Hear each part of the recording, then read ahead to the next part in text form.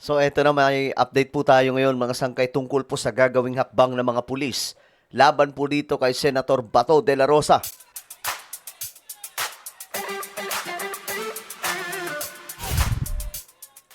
Yo, what's up guys? This is me. We are back dito sa ating YouTube channel. Kamusta po yung mga kababayan? Sa lahat po ng mga solid sangkay na nanonood ngayon.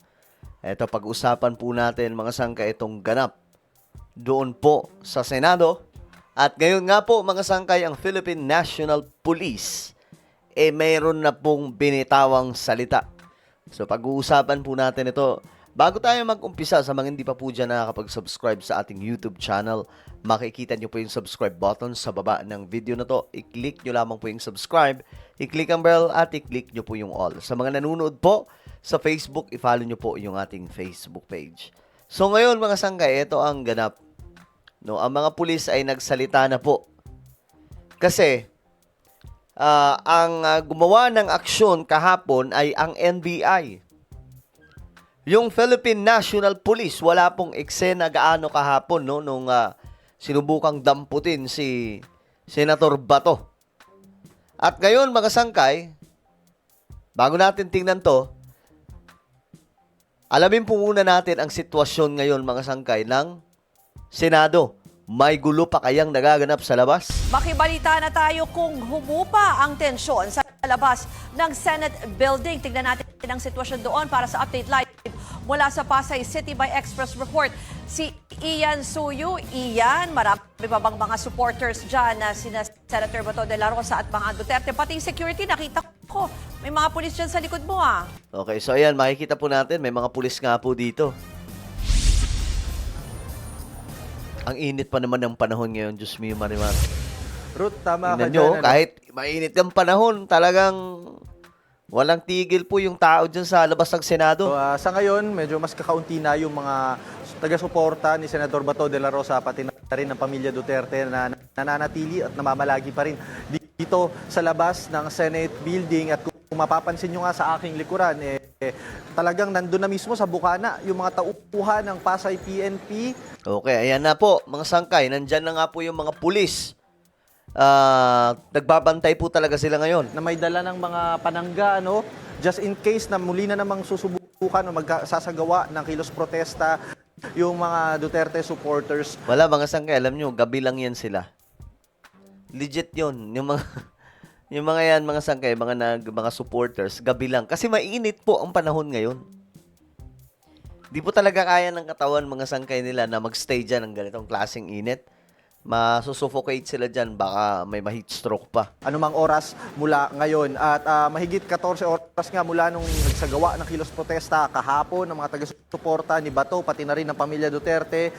Pero may mangilan-ngilan pa rin namang mga supporters na nakaantabay dito sa may center aisle. Karamihan sa kanila nakasuot ng kulay puti at itim, pati na rin berde. At kasalukuyan nga muna silang sumisilong muna dahil medyo mainit pa rin dito. Diba? Sobrang init niyan. Sa may area sa labas ng gate. At samantala, todo bantay naman ang mga miyembro ng kapulisan. May mga nakaantabay sa bawat bukana at bukod kasi sa Pasay PNP, nag-deploy na rin ng mga tauhan ng Southern Police District para sa dagdag seguridad. So andyan po yung mga lawyer ni Senator Bato de la Rosa. Samantala, Ruth, nakikita nga rin natin dito sa aking likuran na may mga sasakyan nang pinapapasok dito sa gate ng Senado. Yan ay dahil nilift na umano yung lockdown sa buong premises ng Senate. Dahil dyan, may mga nakakapasok na mga motor, mga sasakyan kanina. At ang sistema nila dito, Ruth, bago tuluyang makapasok dito sa gate, kailangan muna nila ibaba yung bintana nila para ma-identify kung sino sila. Chinecheck yan ng security guards ng Senate bago sila tuluyan na papasukin dito sa may entrada. At sa ngayon, nakakita rin tayo ng pagdami kanina ng mga supporters ni Senator Bato, pati na rin ng pamilya Duterte. At aalamin natin mamaya kung anong oras ba sila magsasagawa ng programa. Pero Gabi yan, mga sangkay. Gabi. 'Di ba naalala niyo mga sangkay yung tinry ng mga DDS na mag-rally, mga sangkay dyan sa EDSA? 'Di ba magpi-people power na daw po yun sila. Pero ang kanilang people power, gabi. Gabi po, kasi hindi nila kaya yung init ng panahon. Kahit sino ngayon. Kaya nga po, di ba, may mga nagbabalak na papagsakin ng gobyerno sa pamamagitan ng revolusyon or people power revolution daw.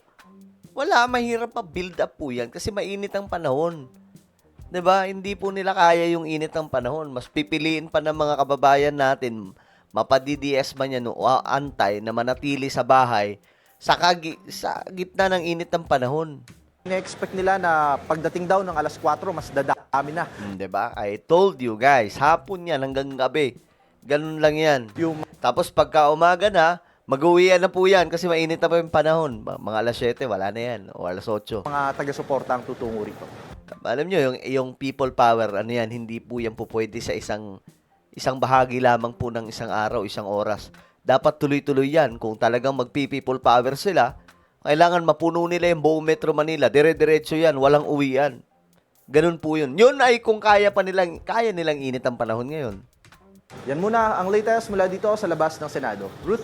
Iyan yun nga yung itatanong ko, papayagan ba sila na magkaroon ng programa dyan? Kasi parang kanina may report na yung ibang mga sound system o yung mga ibang gamit hindi pinapasok dyan. Tapos bukas, may isa pang plano yung ibang militanteng grupo naman na magkakaroon din ng pagtitipon dyan.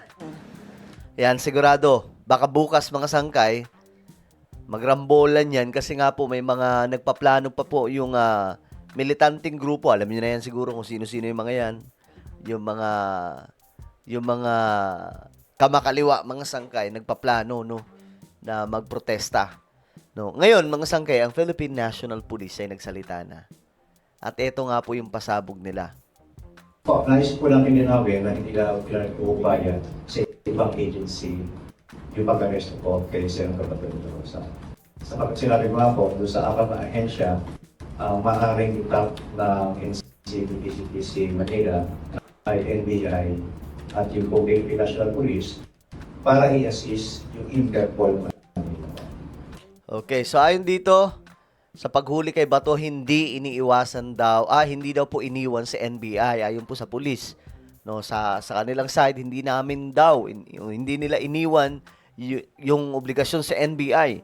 Iginiit ng pulisya na hindi nakaaapekto ang dating katungkulan ni Senator Ronald Bato de la Rosa bilang PNP chief sa pag-implementa ng ICC warrant of arrest. Yan ang sabi po nila. Pero ako, tingin ko dyan, meron po talaga yan. Merong pressure yan sa loob po ng mga hanay ng kapulisan kasi yung influensya dyan ni Bato, syempre naging general po yan, mga sangkay, no? Kaya nga lang, mamimili sila dyan. Ano ang kanilang susundin dyan? Diba? Sabi ng PNP, wala pa kasing koordinasyon sa kanila ang Interpol. Yun po ang iniintay nila. Wala daw pong coordination with the Interpol. So, papaano ipapatupad? Bukod sa direct surrender tulad ng ginawa kay dating Pangulong Rodrigo Duterte, isa rin umanong paraan ng pagpapatupad ng warrant ay ang paghihintay ng order mula sa korte. Ayan, medyo matagal po yan mga sangkay. Hintayin yung order mula sa korte. Siyempre, kapag may magbaba ang korte ng order, iaano pa yan mga sangkay, i-review tapos ulit. Kapag binaba na negatibo, ulit yan mga sangkay. Magpa-file ng motion. So, tatagal po yan ng tatagal mga sangkay. So, ewan ko ano mangyayari dito. Pero ayun na nga po, yung mga pulis, as of now, hindi po lulusob kay Bato. Maghihintay sila kung may koordinasyon sa kanila ang Interpol. Mas mabuti na klaro mga sangkay. Mahirap din po yan ipatupad kung walang coordination sa Interpol. 'Di ba? Kasi 'di ba nga po sabi, hindi na po tayo kasali sa ICC, 'di ba? So ibig sabihin, hindi po pwedeng ipatupad yan dito sa ating bansa without the coordination with the Interpol. So kailangan ng ICC may koordinasyon sa Interpol kasi yun po ang ginawang reason nila PBBM noon kung bakit nadampot si dating Pangulong Duterte.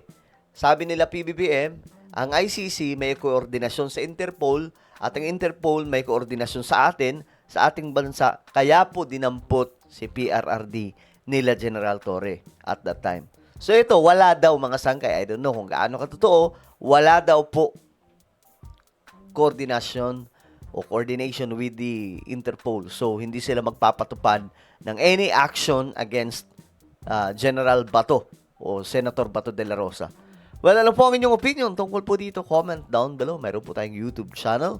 Ito po ay Sangkay Revelation. Hanapin nyo po ito ngayon sa YouTube. Kapag nakita nyo na, i-click nyo po yung subscribe, i-click ang bell, at i-click nyo po yung all. Ako na po ay magpapaalam. Mag-iingat pong lahat. God bless everyone.